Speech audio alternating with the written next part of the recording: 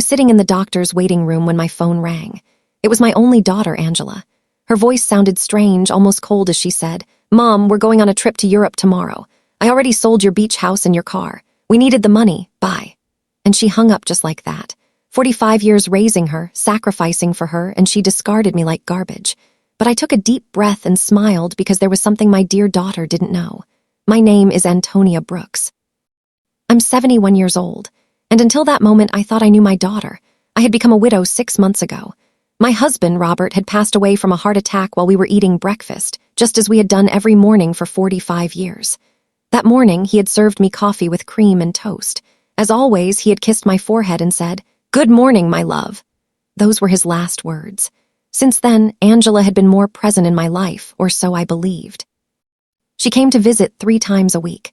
She helped me with the funeral arrangements and accompanied me to the grocery store. She even suggested I see a doctor for a general checkup. "Mom, you need to take better care of yourself now that you're alone," she'd say with that smile I thought was love. But now I understood was for convenience. The beach house had been our sanctuary for years. Robert and I bought it when Angela was 15 with a lot of hard work and sacrifice. Every summer we'd go there building memories, celebrating birthdays and Christmases. Angela would bring her boyfriends and later her husband, Edward. I would cook for everyone, clean and do the laundry. It was our family tradition. I never thought she'd see it as just money. And the car, that old Ford pickup truck Robert cared for like his own child. He'd wash it every Sunday, change the oil religiously, and always park it in the same spot under the shade of the tree. Angela knew what that truck meant to me. It was the last thing I had left of him. His scent still lingered on the seats. When she hung up, I stayed there on that uncomfortable green plastic chair, surrounded by other sick people. And for the first time in months, I didn't cry. Something strange happened inside me, a calm I hadn't felt since Robert's death, because in that moment, I remembered something I had completely forgotten. 3 days before he died, Robert had handed me a manila envelope. "Antonia, put this in the drawer of your dresser. If something happens to me, open it after a while, but only when you feel ready." I had put it away without much thought. After the funeral, with so much grief and so many arrangements, I simply forgot. But there it was, waiting for me at home. The nurse called me to go into the office. The doctor examined me and said I was in good health for my age, that I just needed to rest more and eat better. I nodded and smiled, but my mind was elsewhere. I was thinking about that envelope, about the coldness in Angela's voice, and how Edward was probably behind all of it. He had never liked me. He always saw me as a nuisance. I left the office and walked slowly to the bus stop. I no longer had a car, according to Angela. But as I waited, I couldn't help but smile. There was something poetic about all of this. My daughter thought she had left me with nothing. But what she didn't know was that Robert, my dear Robert, had always been a man who planned ahead. The bus arrived and I sat by the window. I watched the city go by. The houses, the stores, people rushing everywhere, all with their own tragedies, their own secrets. I had my own, too, and I was about to discover them. When I got home, I went straight to my room. I opened the dresser drawer, and there was the manila envelope, exactly where I had left it. My hands trembled slightly as I picked it up. I could feel there were several documents inside. Robert had written my name on the front in his neat handwriting. I sat on the bed we had shared for so many years and took a deep breath.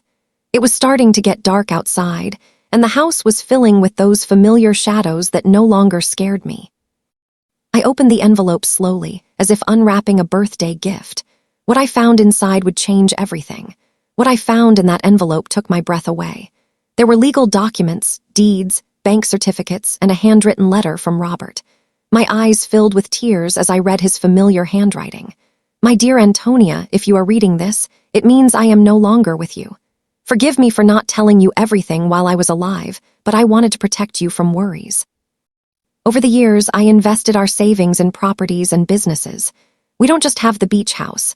We have 6 other properties, including the apartment building where Angela and Edward live.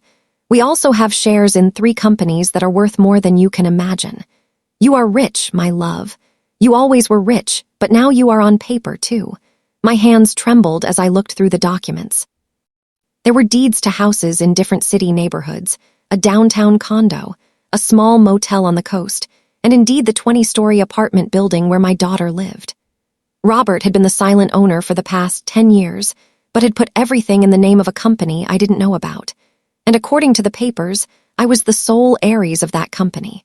There were also bank statements for accounts I never knew existed with numbers that seemed unreal.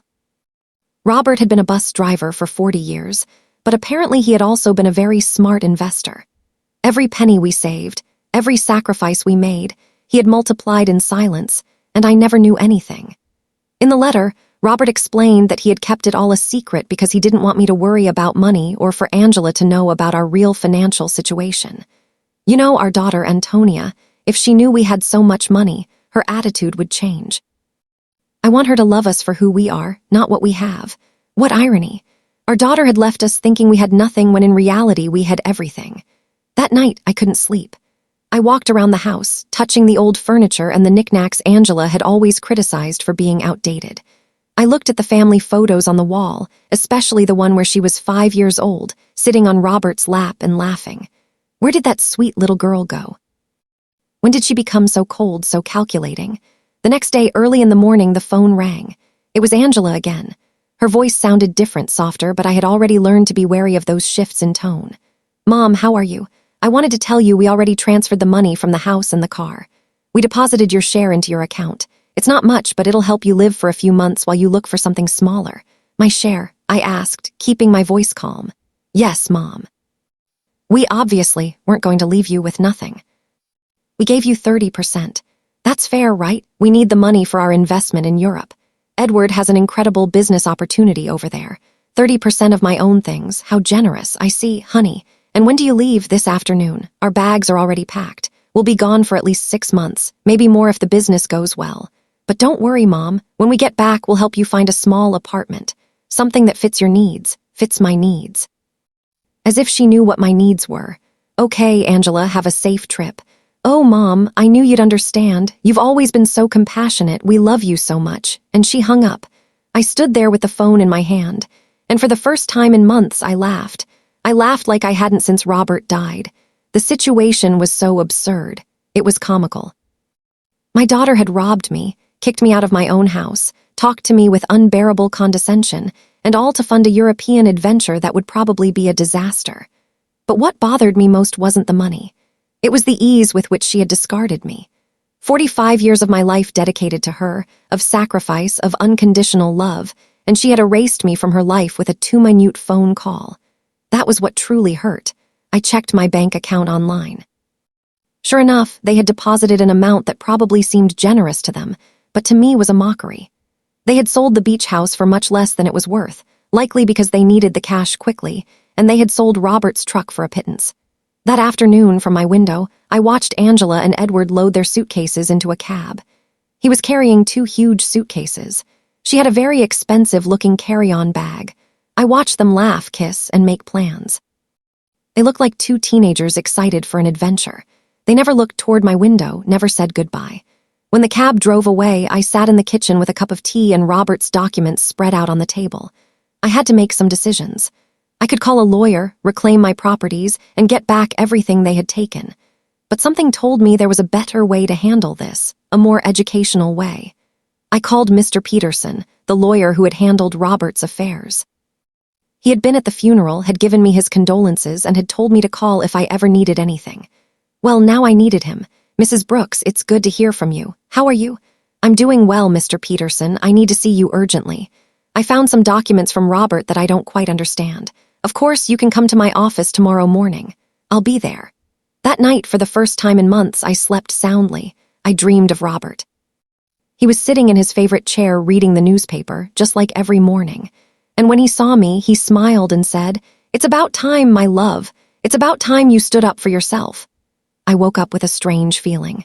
It wasn't exactly happiness, but it wasn't the sadness I had felt for so many months either. It was something like determination. For the first time since Robert's death, I had a clear purpose. I was going to get back what was mine, but not in the way Angela expected. The next morning, I got dressed with more care than usual. I put on my wine-colored dress, the one Robert always said made me look elegant. I fixed my hair and put on a little makeup. And when I looked in the mirror, I saw a woman I hadn't seen in a long time. I saw a strong woman. Mr. Peterson's office was downtown. It was an old but elegant building with marble floors and large windows. He greeted me with a warm smile, but when I showed him the documents, his expression changed completely. Mrs. Brooks, this is much more than I imagined. Robert was a very smart man. Look, according to these papers, you are the owner of I know, Mr. Peterson. I've already reviewed them. What I need to know is what I can do legally. Mr. Peterson explained that everything was in order, that the documents were legitimate, and that I was the rightful owner of all those properties. He also confirmed something I had already suspected. The sale of the beach house was illegal because Angela had no right to sell it. We can get the house back immediately, Mrs. Brooks, and we can also proceed with legal action against your daughter for fraud. No, Mr. Peterson, I don't want to proceed with legal action. I want to do this another way. I want everything to remain a secret for now. Can you help me? He looked at me with curiosity, but he nodded. Of course, you are my client. What do you need? I need you to discreetly get the beach house back. Do what is necessary to nullify that fraudulent sale, and I need you to help me gain real control of all my properties, especially the building where my daughter lives. I understand. It will be a process that takes a few weeks, but it's completely feasible. Perfect. And Mr. Peterson, I need no one to know I am behind all of this, at least for now. When I left his office, I felt as if I had woken up from a very long dream. I walked through the downtown streets watching the people, the buildings, the life that was going on as normal. But for me, everything had changed. I had a plan. The following weeks were the strangest of my life. Officially, I was a poor widow who had been abandoned by her daughter. But in secret, I was a rich woman silently orchestrating the recovery of my assets. Mr. Peterson worked efficiently, and every few days he would call me with updates on the progress of the legal proceedings. I decided to stay in my house for the time being. It was mine after all, although Angela probably expected me to move into a single room. Every morning I would wake up, have breakfast at the same table where Robert and I had shared so many years, and then go for a walk in the neighborhood. The neighbors would greet me with that mix of pity and curiosity they reserved for recent widows. Aurora, my lifelong neighbor, came up to me one afternoon while I was watering the plants in the front. Antonia, dear, is it true that Angela went to Europe and left you all alone? Yes, Aurora, she went with Edward. They have business plans over there. And how are you going to live, sweetie? We all know Robert didn't leave much money. If you only knew, I thought. Don't worry, Aurora, I'll be fine. Do you need anything? I can bring you some food, help you with groceries. You're very kind, but I'm fine, really. Aurora looked at me with that expression I knew well.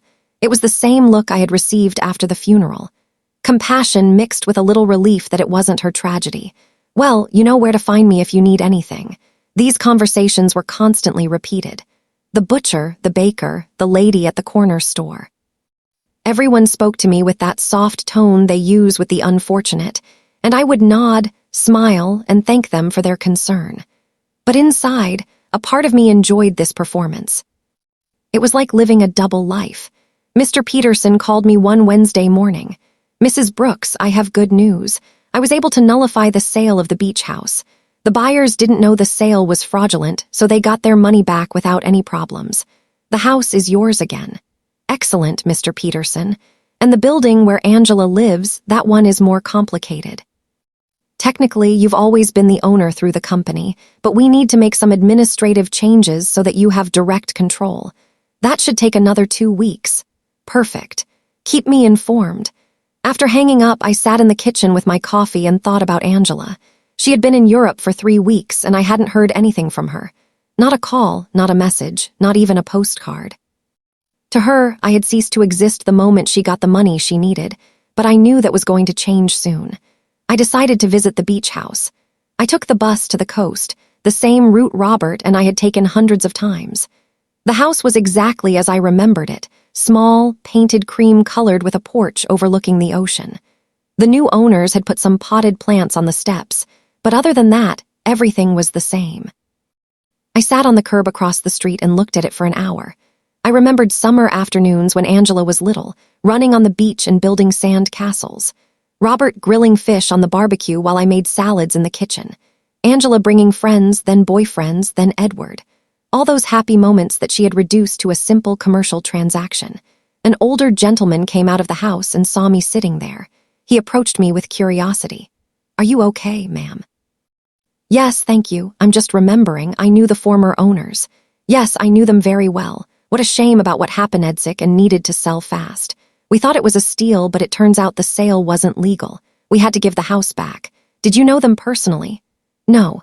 We did everything through intermediaries, but they told us the daughter was handling everything because the mother couldn't. What a sad situation. If you only knew how sad it really was, I thought. Well, I'm glad you didn't lose your money. Yes. Luckily, everything worked out well. Although now we have to look for another house. We liked this one a lot. I left there with a heavy heart. It wasn't just the money that hurt. It was the ease with which Angela had lied about me. She had made up a story about my illness. She had used my supposed vulnerability to justify her actions. To her, I wasn't a person with feelings, but an obstacle that had to be removed. That night, I called Mr. Peterson again. Mr. Peterson, I need you to help me with something else. I want to get Robert's truck back, too. That will be more difficult, Mrs. Brooks. The truck was in your name, but your daughter had a power of attorney that allowed her to sell it. How is that possible? Apparently, you signed that power of attorney a few months ago after your husband's death. Don't you remember? There it was, the moment Angela had started planning all of this. I vaguely remembered signing some papers she had brought to me, telling me they were to facilitate the funeral and inheritance arrangements. I had been so confused by grief that I signed without reading. How naive I had been. I understand, Mr. Peterson. Is there any way to get it back? We can try, but it will be more complicated. We would need to prove that you signed that power of attorney under deception or coercion. Let's do it. I want to get back everything they took from me. Over the next few weeks, I developed a strange routine. In the mornings, I was the poor widow everyone knew. I would go out to buy necessities, talk to the neighbors, and keep up appearances. But in the afternoons, I became a businesswoman. I would study Robert's documents, talk to Mr. Peterson, and plan my next move. I learned things about finance I never thought I would need to know. I discovered that Robert had been much smarter than I thought. Every one of his investments had been carefully calculated. The building where Angela lived, for example, wasn't just profitable from rent. It was in an area that was rapidly appreciating. I also discovered that Edward, Angela's husband, had a lot of debt. He had taken out loans using the apartment they lived in as collateral, not knowing he wasn't the real owner. When the banks figured this out, he was going to be in serious trouble. Mr. Peterson called me one Friday with important news. Mrs. Brooks, we've finished all the paperwork. You now have total control of all your properties. I also got Robert's truck back. The buyer turned out to be an acquaintance of mine, and when I explained the situation, he agreed to return it in exchange for a small compensation. Excellent work, Mr. Peterson. Now I need you to help me with one more thing. I want you to send a letter to my daughter. What kind of letter? An eviction notice. There was silence on the other end of the line. Mrs. Brooks, are you sure you want to do this? Completely sure. She decided I wasn't important in her life. Now she's going to find out how important I really am, I understand. Do you want me to send it to Europe? No, I want you to give it to her when she gets back. I have a feeling it's going to be very soon. I wasn't wrong. That same afternoon, Aurora came running to my house with fresh neighborhood news. Antonia, did you know that Edward is in trouble with the bank? My brother-in-law who works there told me they're investigating some loans he took out using the apartment they live in as collateral, but it turns out the apartment isn't his. Really? Yes, and it seems Angela didn't know anything. They're saying she's going to have to come back from Europe to sort out this mess. What a complicated situation. Yes, and the worst part is apparently Edward lied to her about the business in Europe. There was no business. He just wanted to escape the debts he had here. Perfect. Everything was working out exactly as I had expected. Angela had trusted Edward, had sacrificed her relationship with me for him, and now she was discovering that he wasn't the man she thought he was. That night, I sat on the porch with a cup of tea and looked at the stars. Robert used to say that the stars were the souls of people who had lived a full life watching over their families from the sky. That was true, then he was up there watching his plan unfold perfectly. Thank you, my love, I said to the sky. Thank you for taking care of me even after your death. The next day, Mr. Peterson called me early. Mrs. Brooks, I have some news. Your daughter just arrived in the country. She's at the airport alone. Alone? Yes. Apparently Edward stayed in Europe. There are rumors they had a very big fight. I see. Did you send the letter? I'm going to send it today. She should receive it tomorrow. I hung up the phone and stood there in the kitchen, feeling a mix of nervousness and anticipation. After so many weeks of silent planning, the moment for the first real move had finally arrived. Angela was about to discover that her mother was not the defenseless victim she believed. Angela arrived at her apartment on Tuesday night. I knew this because Aurora, who seemed to have informants throughout the neighborhood, came to tell me the next day, "Antonia, your daughter came back last night." I saw her go in with one suitcase, but she looked terrible, pale, with dark circles under her eyes as if she had been crying the whole flight.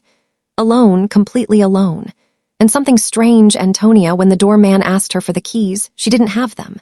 She had to ask the superintendent to let her in with the emergency copy. Interesting. Edward had the keys, which meant he had probably decided not to come back. Or maybe Angela had discovered something about him and had fled. In any case, my daughter was back, and very soon she would receive my little welcome gift. Mr. Peterson called me that same afternoon. "Mrs. Brooks, the letter was delivered an hour ago. The doorman confirmed that your daughter received it in person." Perfect. How long did we give her? 30 days to vacate the apartment as per legal standards. But Mrs. Brooks, are you sure you want to do this? She is your daughter after all. Mr. Peterson, my daughter kicked me out of my own house with a 2-minute phone call. She sold my things without asking. She treated me like garbage. Now she's going to learn that actions have consequences. I understand. I just wanted to make sure you had considered all the implications. I have considered them, Mr. Peterson, all of them. That night I couldn't sleep. I stayed awake imagining Angela's face when she read the letter. The initial confusion, then the disbelief, then the panic. She would probably think it was a mistake that someone was trying to scam her. But when she called to verify, she would discover that everything was completely legal. The next day, as if she had been waiting for my call, the phone rang at 8:00 in the morning. It was Angela, and her voice sounded desperate. Mom, I need to talk to you urgently." "Good morning, honey. How was Europe?" "Mom, I don't have time for that right now. I received a very strange letter yesterday. It says I have to vacate my apartment in 30 days. It must be a mistake, right? Do you know anything about this? An eviction notice. How strange. From whom? From a company I've never heard of. It's called, wait, let me find the letter. Robert Investments, Inc. Do you know this company?" Robert had used his own name for the company. How poetic. "No, honey, I've never heard that name. Are you sure the letter is legitimate? That's what I want to find out. Mom, I need you to help me." I don't know what to do. Edward left me in Europe. He ran off with another woman, and now I come back to this. I don't understand what's happening. There was the confirmation. Edward had abandoned her. Probably when the money ran out, or when he realized that the legal problems at home were more serious than he thought. Poor Angela. She had sacrificed her family for a worthless man. "I'm so sorry, honey. Where are you now?" "I'm in the apartment, but I don't know for how long." "Mom, can I come see you?" I need to talk to someone. I don't have anyone else." The irony was perfect. Now that she was left without the man for whom she had abandoned me, she remembered she had a mother. "Of course, honey. Come over whenever you want.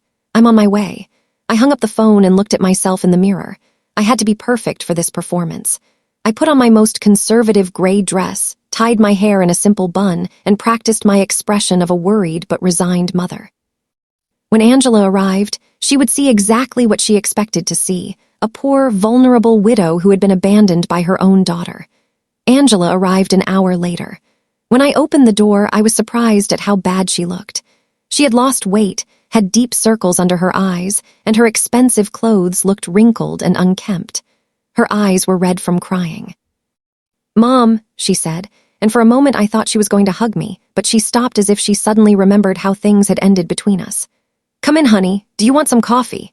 "Yes, please." We sat in the kitchen at the same table where I had read Robert's documents weeks ago. Angela looked small in that chair, lost just like when she was a child, and came to tell me about her school problems. "Mom, I'm so sorry for the way I left. I know I didn't treat you well." "It's in the past, honey." "No, it's not. I treated you badly. I said horrible things," and now her voice broke. "Now I have no one. What happened with Edward? He left with a 25-year-old hotel waitress in Paris. It turns out there was never any business in Europe. It was all a lie. He just wanted to escape the debts he had here and use the money from the sale of your house to fund his adventure." "All the debts?" "Yes, Mom. So many debts." It seems he had been taking out loans for years, using the apartment we lived in as collateral. But now I find out he wasn't the owner of the apartment. How is that possible? Here was my opportunity. I don't know, honey. Property matters are very complicated. The problem is that now the banks are coming after me for his debts. They say since we were married, I'm also responsible. And on top of that, this eviction notice. "Mom, I don't know what to do. I don't have money. I don't have a job.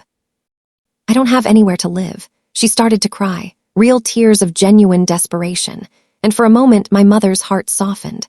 I wanted to hug her, console her, tell her everything would be okay.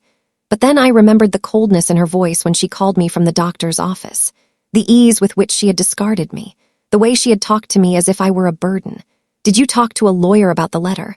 I don't have money for a lawyer, Mom. We spent all the money in Europe. Edward took what little was left when he ran off with that woman. So, what are you going to do? I don't know. I thought maybe I could stay with you for a while, just until I find a job and can get a small place to live. There was the question I had been waiting for. After kicking me out of my own house, after selling my things, after treating me like garbage, she now wanted me to rescue her. She wanted the poor widow she had created to save her from the consequences of her own actions. Of course, honey, this will always be your home. Angela looked at me with surprise, as if she hadn't expected it to be so easy. Really, Mom, after everything that happened? You are my daughter, Angela. That will never change. She got up, and this time she hugged me. It was a desperate hug from someone drowning and clinging to the only thing they can find. I hugged her back too, but not with the unconditional love from before. Now there was calculation in my embrace. Strategy.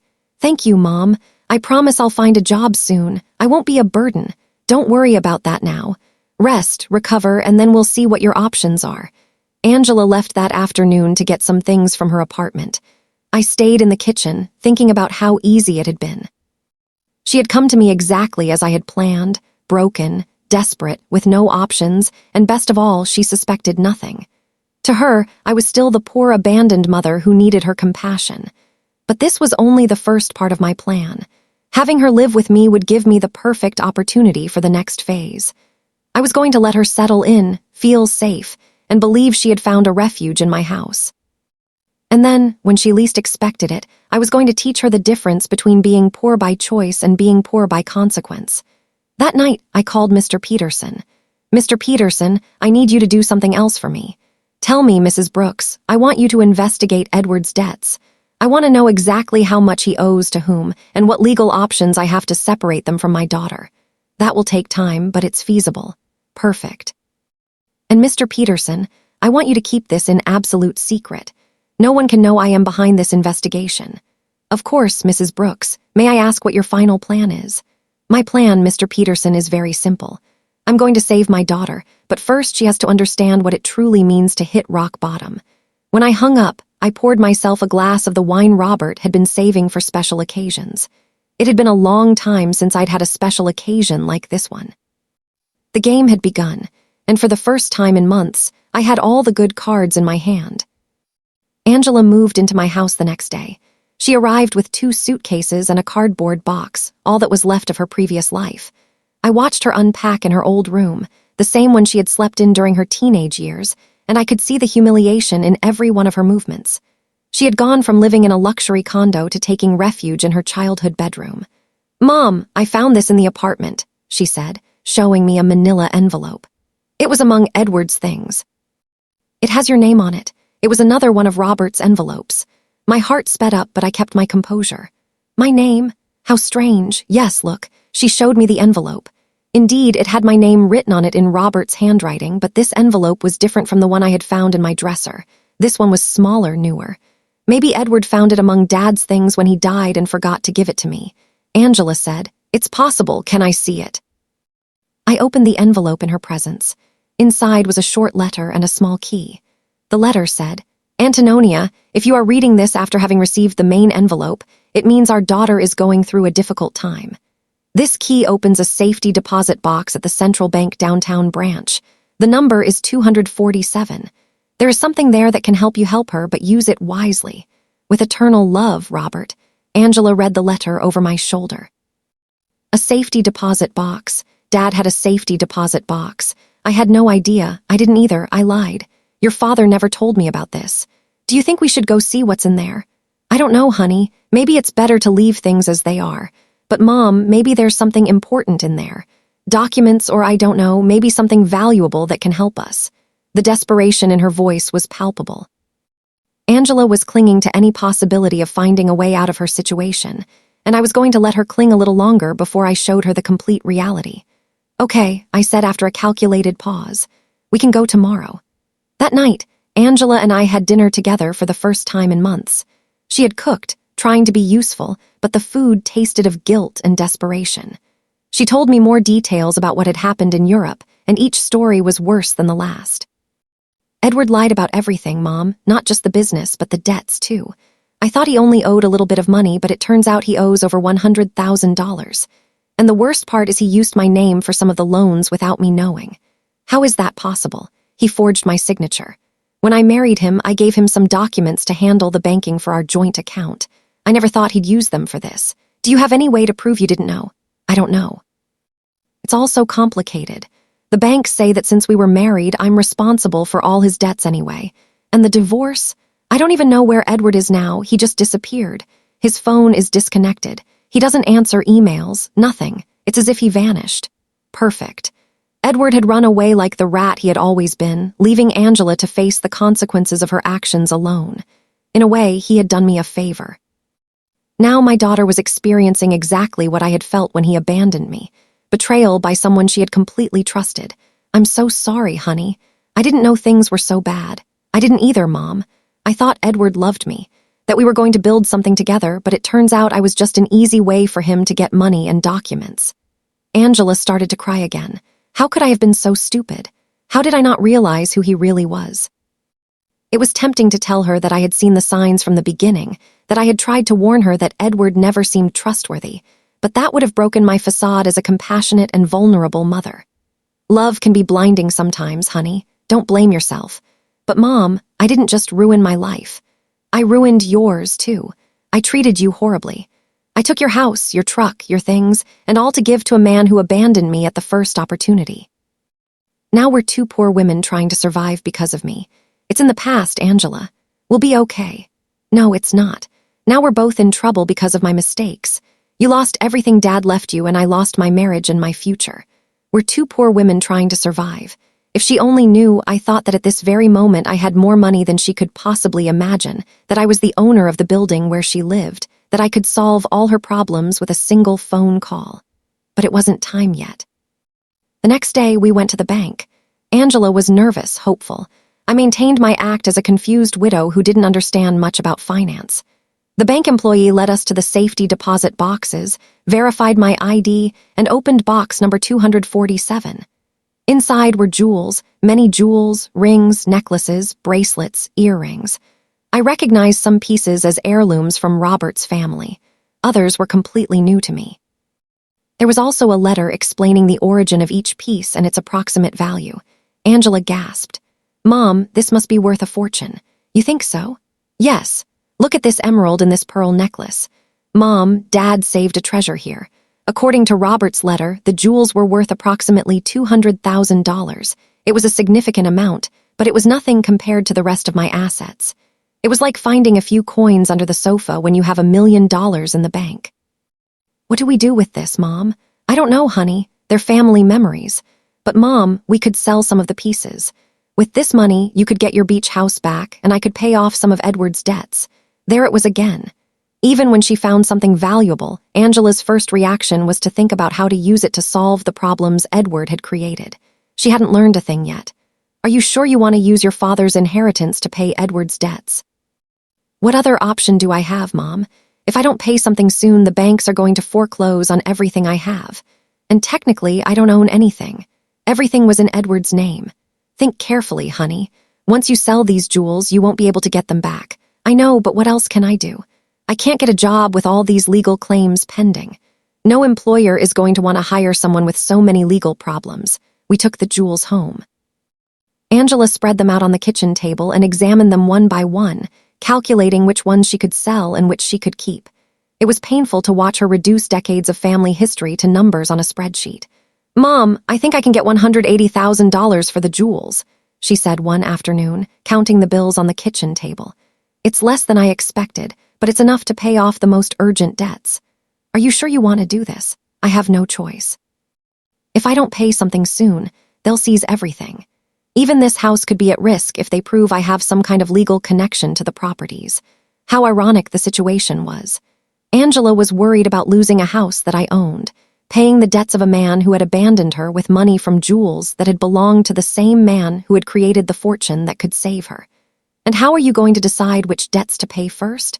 I talked to a free financial advisor at the bank. She told me to prioritize the debts that have real collateral because those are the ones that can affect property or lead to immediate foreclosure. Angela had matured so much in these few weeks. The woman who had sold my things without consulting me was now carefully investigating every financial decision. The suffering had made her more responsible, but also more fragile. That night, while she was organizing the debt documents on the table, I received a call from Mr. Peterson. "Mrs. Brooks, I have a full report on Edward's debts. The situation is worse than I thought."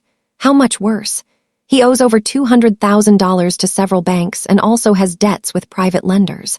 What's more concerning is that he used falsified documents with your daughter's signature for some of these loans. That means Angela is legally responsible. It's complicated. If we can prove she didn't know, we might be able to get her out of some of the debts. But it's going to be a long and expensive process." "How expensive for a good lawyer specializing in these types of cases?"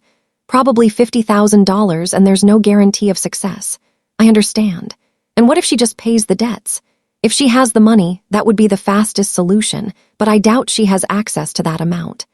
"Mr. Peterson, I want you to prepare all the necessary documents to get my daughter out of these debts, but don't tell her anything yet." "You're going to pay Mrs. Brooks. I'm going to do whatever is necessary to protect my daughter, but this has to be handled in a very specific way." When I hung up, I found Angela in the living room looking at the jewels with a sad expression. She looked lost, like a child who had broken her favorite toy and didn't know how to fix it. "What are you thinking about, honey?" "About Dad. About how disappointed he would be in me if he could see what I did with my life. Your father loved you very much, Angela. He would understand." "No, Mom. He taught me to be responsible, to value family, not to be selfish. And I did the exact opposite. I abandoned my mother for a man who turned out to be a liar. I sold my family's memories for money. I ruined everything he built." For the first time since she had returned, I heard a genuine regret in her voice. It wasn't just lamenting the consequences of her actions, but a true acknowledgement that she had done something morally wrong. "People make mistakes, honey. The important thing is to learn from them. But how do I learn from this, Mom? How do I fix the damage I've done?" There was the question I had been waiting for. Angela was finally ready to face the truth about her actions and their consequences. But it wasn't yet time to reveal my final card. First, I had to let her hit rock bottom completely. The next few days were crucial for my plan. Angela decided to sell most of the jewels, keeping only the engagement ring Robert had given me and a small necklace that had belonged to her grandmother. I watched her prepare to go to the jewelry stores, research prices, and negotiate with buyers. It was painful to watch her reduce decades of family history to commercial transactions, but it was necessary for her to understand the real weight of her decisions. "Mom, I got $180,000 for the jewels," she told me one afternoon, counting the bills on the kitchen table. "It's less than I expected, but it's enough to pay off the most urgent debts." "Are you sure you want to do this?" "I have no choice. If I don't pay something soon, they'll foreclose on everything. Even this house could be at risk if they prove I have some kind of legal connection to the properties." How ironic the situation was. Angela was worried about losing a house that I owned, paying the debts of a man who had abandoned her with money from jewels that had belonged to the same man who had created the fortune that could save her. And how are you going to decide which debts to pay first? I talked to a free financial advisor at the bank. She told me to prioritize the debts that have real collateral because those are the ones that can affect property or lead to immediate foreclosure. Angela had matured so much in these few weeks. The woman who had sold my things without consulting me was now carefully investigating every financial decision. The suffering had made her more responsible but also more fragile.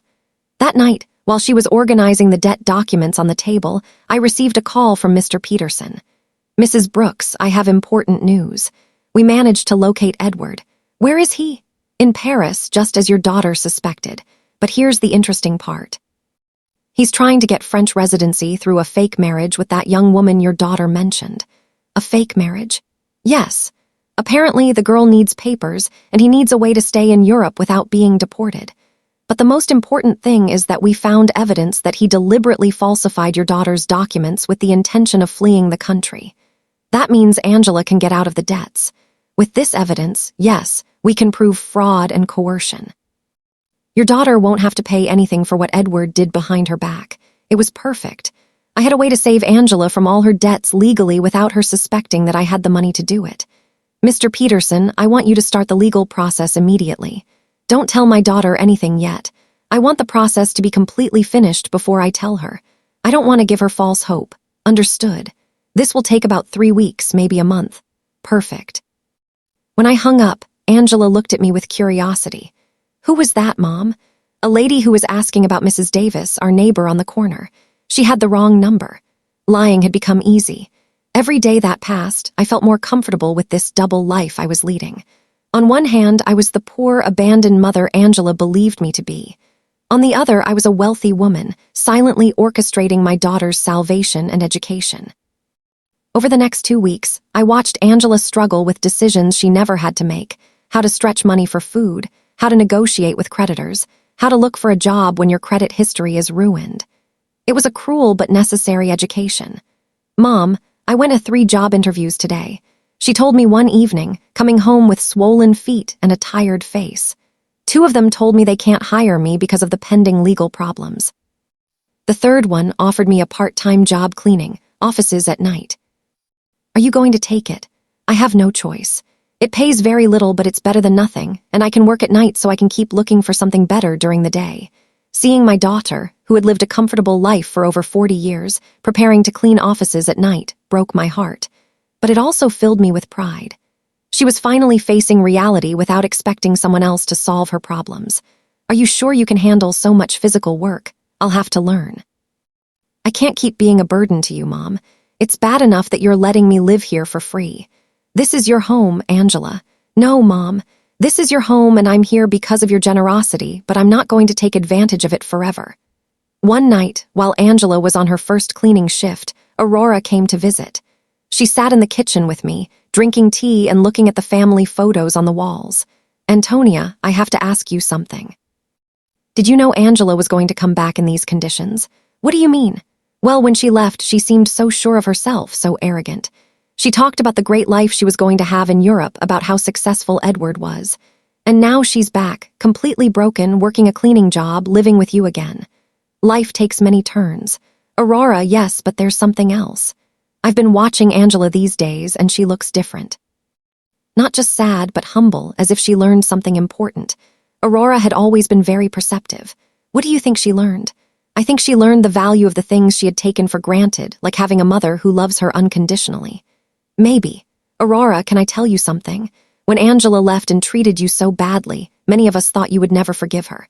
But here you are taking care of her again, giving her a home when she has nowhere to go. She's my daughter, Aurora.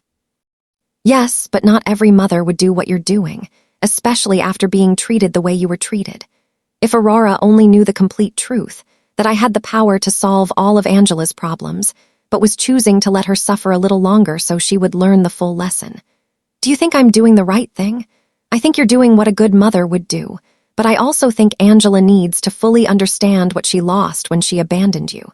What do you mean? I think she needs to value you not just as the mother who rescues her when she's in trouble, but as the strong woman who built a stable life for 45 years. She needs to respect you, not just need you. Aurora had hit the nail on the head. That was exactly the point of my entire plan. I didn't want Angela to come back to me out of desperation. I wanted her to come back out of genuine respect and mature love. And how do you think that can happen? I think it's already happening. I've seen her these past few days, Antonia. The way she talks to you now is completely different. She's no longer the daughter who gives you orders or treats you like a burden. Now she's a grown woman who is genuinely grateful to have a mother like you. That night when Angela returned from her job, I saw her arrive tired but with a new dignity. She had earned those few dollars with her own effort, and that meant something to her. How was your first day? Hard, but not as bad as I thought. The other ladies who worked there helped me a lot.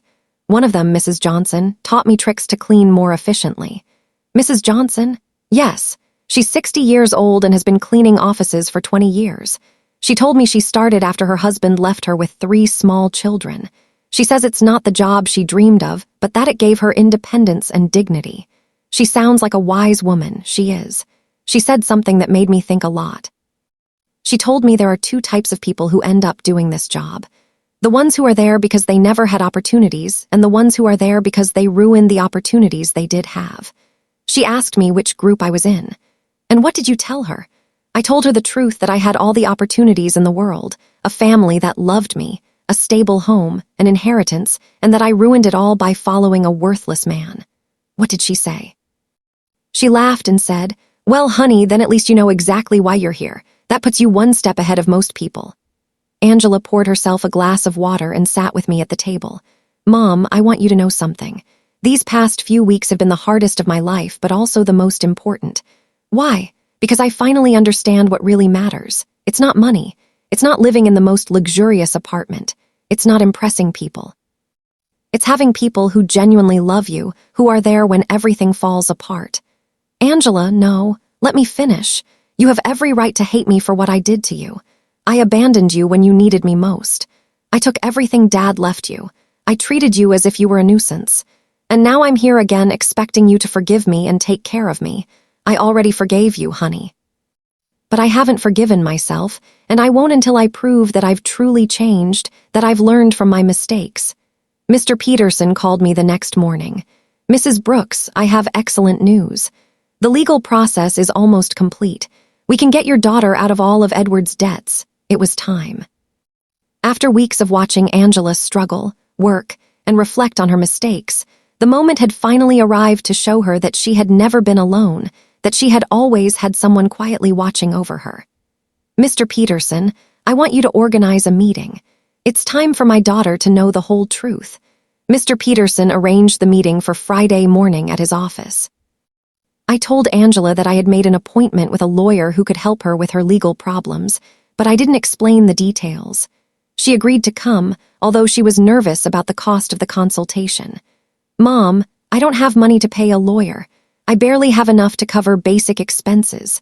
Don't worry about that now, honey. Let's just hear what he has to say." We arrived at Mr. Peterson's office on time.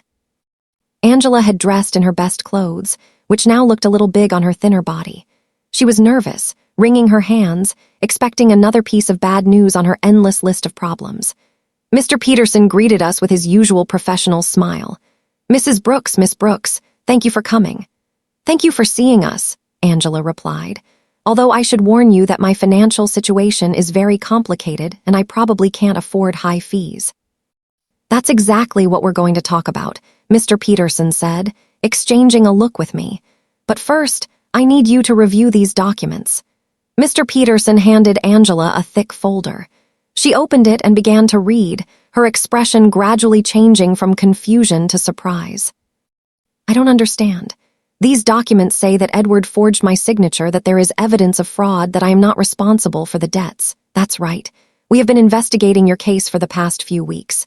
We found enough evidence to prove that you were a victim of identity fraud. But how is that possible? Who paid for this investigation? I don't have money for this." Mr. Peterson looked at me. It was my moment. "Angela, there's something I need to tell you." "What, Mom?" I took a deep breath. After weeks of acting, I was finally going to reveal the truth. "Your father left me more than you knew, much more." "What do you mean, Mr. Peterson?" "Show her the other documents." Mr. Peterson took out a second folder and handed it to Angela. This time, the documents were the property deeds, the bank statements, the investment certificates, the entire fortune Robert had built in secret. Angela read in silence for several minutes. Her face went through a complete range of emotions: confusion, disbelief, shock, and finally comprehension. "Mom, this says you are the owner of the building where I lived." "Yes." "And that you have other properties, bank accounts, investments." "Yes." "This means that when I sold the beach house, it was my house and the sale was fraudulent. I already got it back." Angela stared at the papers, trying to process the information. "How long have you known this?" "Since the day you called me from the doctor's office. You knew all this when I came back from Europe asking for help." "Yes." "You knew you could solve all my problems when you saw me crying every night." "Yes." There was a long, tense silence. Angela closed the folders and looked directly into my eyes. "Why, Mom? Why did you let me suffer when you could have helped me?" This was the question I had been waiting for weeks. "Because you needed to learn something you couldn't learn any other way." "What?" "You needed to learn the value of the things you had lost. The value of family, of respect, of responsibility." When you abandoned me, it wasn't just money you took from me. It was dignity. It was love. It was trust. Angela started to cry, but they weren't tears of self-pity like the ones she had shed during these weeks. They were tears of deep understanding. I abandoned you when you needed me most. Yes, I treated you like garbage. Yes, and you saved me anyway. Yes, but not in the way you expected. I didn't save you by giving you money so you could keep making the same mistakes. I saved you by letting you hit rock bottom so you could learn to save yourself. Mr. Peterson discreetly intervened. Miss Brooks, your mother has paid all the legal expenses to free you from Edward's debts. She has also recovered all the properties that were sold fraudulently. You are completely free of legal problems. And the cleaning job I got. You can quit if you want, I said. But I hope you don't. Why? Because that job is teaching you something you never learned when everything was easy. It's teaching you the value of your own effort, the dignity of honest work, the importance of valuing every dollar you earn. Angela wiped her tears and looked at me with an expression I hadn't seen in years. It wasn't the look of a daughter who needs her mother, but the look of a grown woman who respects another woman. Do you forgive me, Mom? I forgave you a long time ago, honey. The question is, can you forgive yourself? I don't know if I can. I did unforgivable things. People make mistakes, Angela. The important thing is what we do after we recognize those mistakes. Mr. Peterson left us alone in his office for a few minutes. Angela and I sat in silence, processing everything that had happened. Mom, I want you to know something. Even if you didn't have all this money, even if you were really the poor widow I thought you were, I would have learned the same lesson. What lesson? That there is nothing more valuable than having someone who loves you unconditionally. During these past few weeks, the only thing that kept me sane was knowing I had a home with you. That no matter how much I had ruined my life, you were still my mother. That will never change, Angela, I know. But I also know that I can never take that love for granted again. I have to earn it every day with respect, with gratitude, with actions, not just words. We left Mr. Peterson's office with a completely new relationship. We were no longer mother and daughter united by blood and habit. We were two grown women who had chosen each other after going through the most difficult test imaginable. The following weeks were about rebuilding, but not the kind Angela expected. Even though she now knew I had enough resources to solve all her problems, she decided to keep her night cleaning job. Mom, I need to finish what I started, she told me one afternoon as she was getting ready for work. I can't just go back to a comfortable life as if nothing happened. Are you sure? You don't have to punish yourself forever. It's not a punishment. It's a way of remembering who I was and who I want to be now. I watched her put on her work uniform, something unthinkable a few months ago when she lived in the luxury condo with Edward. But there was something different in her posture, in the way she moved. She was no longer the broken woman who had arrived crying at my door. She was someone who had found dignity in honest work. Aurora came to visit me that afternoon, as she had done every few days since Angela had returned. Antonia, there are some very strange rumors going around the neighborhood. What kind of rumors? People are saying that you're not as poor as we all thought. Someone saw Angela leaving a very elegant lawyer's office downtown, and then they saw her paying off all her debts at the bank. People talk a lot, Aurora. Yes, but they're also saying you got your beach house back, and that somehow you managed to solve all of Angela's legal problems. That costs a lot of money. Antonia, Aurora knew me too well to fool her for long. What do you want to know exactly? I want to know if my friend of 40 years has been lying to me about her situation. I poured myself a cup of tea and sat across from her. It was time to be honest with someone else. Robert left me more than anyone knew. Aurora much more. How much more? Enough so that Angela and I never have to worry about money again. Aurora was silent for a moment, processing the information. And why did you pretend to be poor all these months? Because I needed Angela to learn something she couldn't learn any other way. I told her the whole story. Angela's cruel phone call, my plan of silent revenge, the weeks of watching her hit rock bottom, and finally the revelation in Mr. Peterson's office. Antonia, that is brilliant and terrible at the same time. Terrible. Yes, because you let your own daughter suffer when you could have helped her immediately. But also brilliant because I understand why you did it. You do? Yes. Angela needed to learn the value of the things she had lost. If you had simply given her money to solve her problems, she would have learned that there's always someone who will rescue her from the consequences of her bad decisions. Exactly. But Antonia, didn't it hurt you to see her suffer? Every day. Every night I saw her crying. Every morning I saw her get up to go to work tired and defeated, but I knew that if I rescued her too soon, she wouldn't have learned the full lesson. And do you think she learned it? Look for yourself. Angela knows that she now has access to enough money to live comfortably, but she chose to keep her job. She knows she can move to a better place, but she decided to stay here with me. She knows she doesn't have to worry about the debts, but she's using her own savings to help other women in similar situations. She's helping other women. Yes, she became friends with the ladies she works with and is using some of the money she earned cleaning offices to help a coworker who is having trouble paying for her son's daycare. Aurora smiled. That's not the Angela who went to Europe. No, she's not. This Angela understands that money is a tool, not a goal. She understands that dignity comes from work and respect, not from material possessions. That night when Angela returned from work, she found me reading in the living room. Mom, I have to tell you something. Today, Mrs. Johnson asked me if I was the daughter of the rich lady from the north side of town. What did you tell her? I said yes. That you have enough money for me not to have to work. And do you know what she asked me next? What she asked me why I was still working. So I explained that it was because I need to prove to myself that I can stand on my own 2 feet. And what did she say? She laughed and said, "Honey, that's the difference between being rich and acting rich. Your mom taught you how to be truly rich." Mrs. Johnson is very wise. She is. And she made me understand something important. It's not about the money you have, but about how you use it and how you relate to it. Angela sat down with me on the sofa. Mom, I want you to know that I've made a decision. I'm going to keep living here with you, but not as a daughter who has come back home to her parents. I want to stay here as a grown woman who chooses to share her life with her mother. What's the difference? The difference is that I'm going to pay my share of the expenses. I'm going to contribute to the upkeep of the house, and I'm going to treat this relationship as a partnership between 2 independent women who love and respect each other. Angela, you don't need to. Yes, I do. Mom, I need our relationship to be different from what it was before. Before I was a daughter who took her mother's love and care for granted. Now I want to be a grown woman who values and takes care of the most important relationship in her life. And your job. I'm going to keep working, but not necessarily cleaning offices forever. I want to go back to school. I want to prepare myself to do something more meaningful with my life. But I want to do it step by step, earning every opportunity. Do you have any idea what you want to study? Yes, I want to study social work.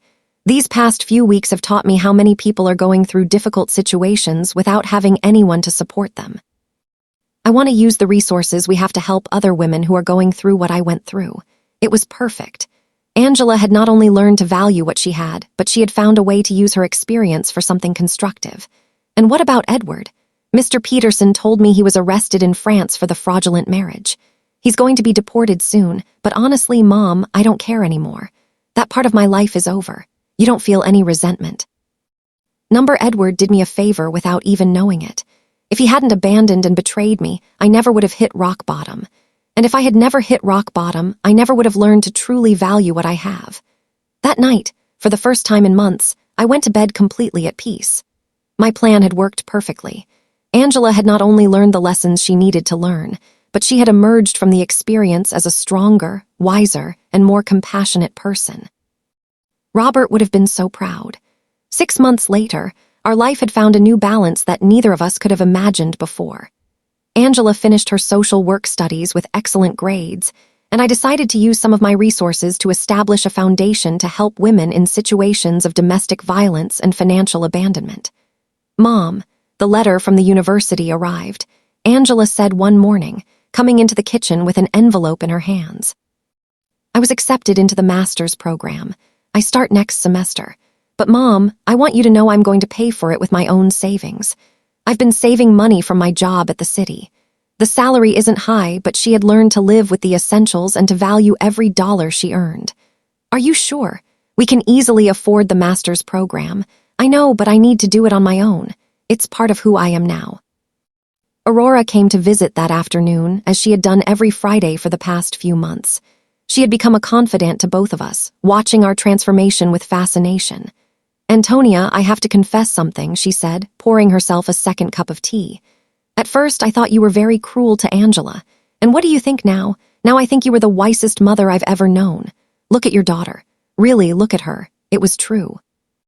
The Angela who was in the living room studying for her exams was completely different from the one who had left for Europe months ago. This Angela had a serenity that came from within, a confidence that was based on her own achievements, not on material possessions. Did you know I saw Angela at the grocery store yesterday buying vegetables for a family she's helping through her job? She hadn't told me. And when I asked her why she was using her own money instead of the government budget, she told me that some things can't be measured in official budgets. That night, Angela and I had dinner on the porch, something that had become a tradition. It was our time to talk about the day, plan for the future, and simply enjoy each other's company. "Mom, I received a very strange letter today," she said, cutting her salad. "From whom?" "From Edward." My muscles tensed. "Edward, he wrote to you." "From where?" "From prison in France. Apparently, he was sentenced to 2 years for marriage fraud. In the letter, he says he regrets everything he did and wants to ask for my forgiveness. And how do you feel about it?" "Honestly, I don't feel anything. No anger, no sadness, no desire for revenge. It's as if that part of my life happened decades ago, not months ago." "Are you going to write back?" "No, not because I hate him, but because there's nothing to say. That Angela who married him no longer exists. This Angela has nothing to talk to him about." I was impressed by the maturity in her voice.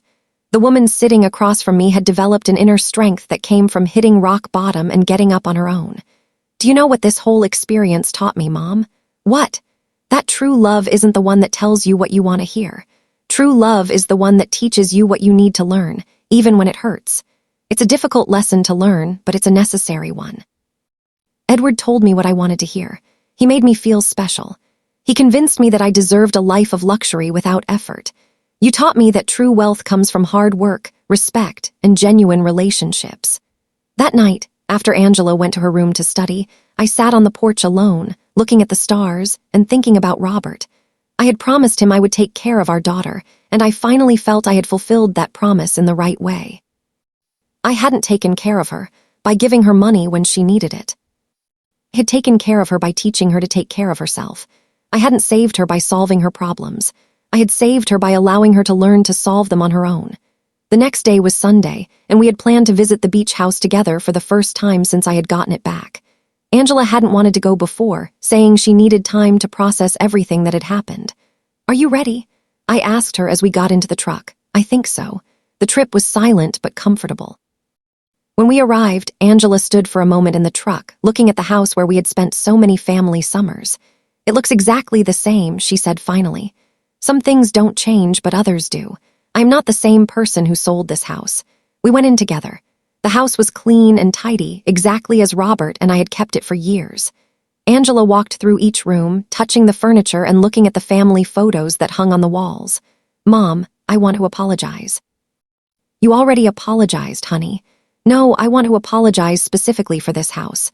Not just for selling it, but for reducing all our family memories to a commercial transaction. It's forgiven. This house represents 40 years of family summers, of birthdays, of Christmases. Dad built that porch with his own hands. You planted that garden. I learned to swim at that beach. And I turned it all into money to fund the adventure of a worthless man." She sat on the sofa where Robert used to read on Sunday mornings. "Do you know what hurts me the most? What? That when I sold it, I didn't feel anything. It was just another property. Now being here again, I can feel Dad in every corner. I can hear his laughter, smell his morning coffee, see his reading glasses on the table. He is here, Angela. He has always been here. I know. And I also know that he is proud of how you handled all of this." We spent the whole day at the house cooking together, cleaning and fixing small details. It was like a ritual of reconnection, not just with the place, but with the values that place represented. When the sun began to set, we sat on the porch Robert had built, looking at the ocean. "Mom, I have a proposal." "What is it?" "I want us to turn this house into a temporary shelter for women who are leaving situations of domestic violence, a place where they can stay while they rebuild their lives." It was the perfect proposal. Robert would have loved the idea that his beach house would serve to help other families.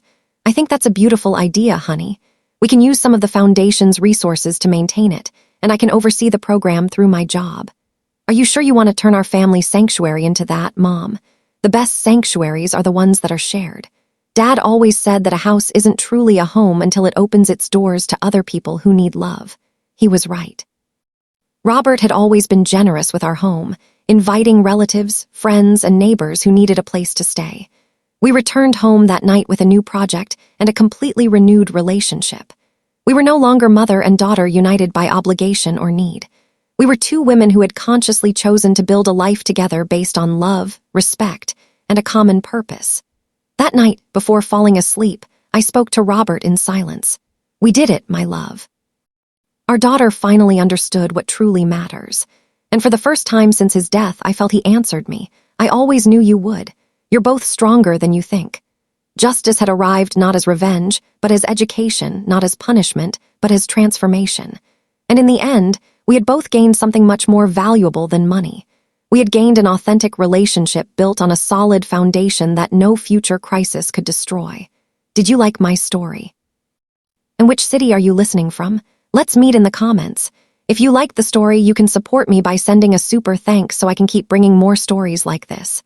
Thank you so much for your sweet support. I'm looking forward to your comments on the story. On the screen, you can see 2 new life stories that I highly recommend. There's so much more on my channel. Don't forget to subscribe. See you in the next life story. With love and respect.